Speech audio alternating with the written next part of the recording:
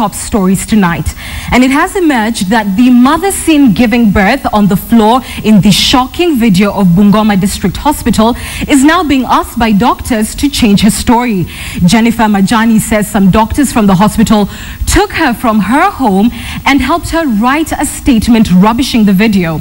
But Jennifer has now seen that footage and she has a shocker for the doctors. KTN's Sharon Mumanyi has the very latest on the sick hospital and its attempt to hide the truth. Sasa mimi sina moyo mbaya nao.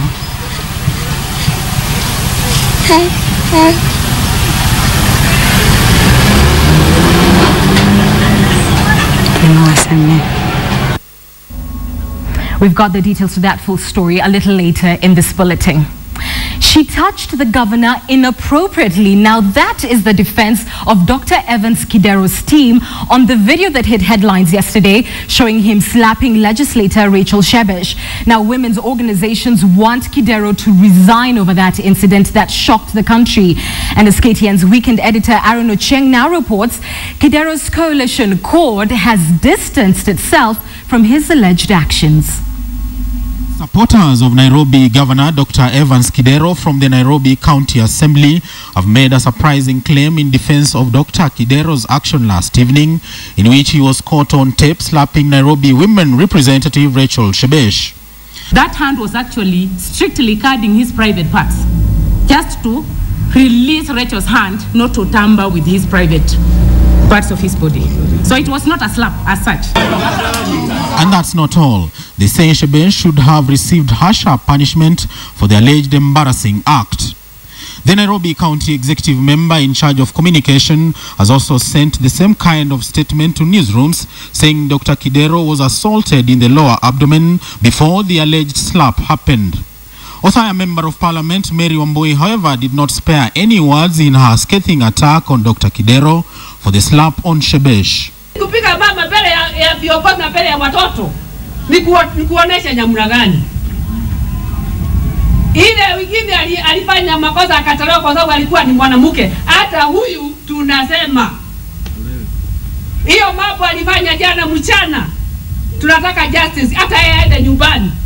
This comes even as Dr. Kidero's political coalition CORD began to disassociate itself from the Nairobi governor's actions. The CORD statement signed by Wiper Chairman Senator David Musila say in part that the alleged slapping of Shebesh borders on impropriety and breach of the coalition's leadership code and our country's constitution. They need to be investigated impartially by relevant agencies of state. It goes on to say that CORD remains steadfast in its commitment to the rule of law, justice and accountable leadership. The coalition has commenced its own inquiry.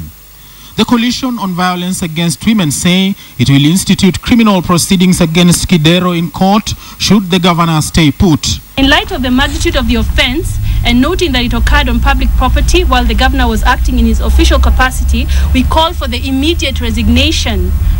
Kidero, who is seen as a lone ranger, may not get the full support of the CORD coalition, as many in the party view his warming up to the Jubilee government as a betrayal of the party. Jubilee members, on the other hand, are likely to fight tooth and nail to get the coveted Nairobi governor's seat should he be forced to step down. According to the Constitution, a governor can only be impeached if there is evidence of gross violation of the Constitution, if the governor has committed a serious crime, or if there is sufficient evidence of abuse of office. If an assault case is successfully lodged against Kidero, he could get a maximum 3 years in jail, which means he could lose his seat. Ochieng, KTN.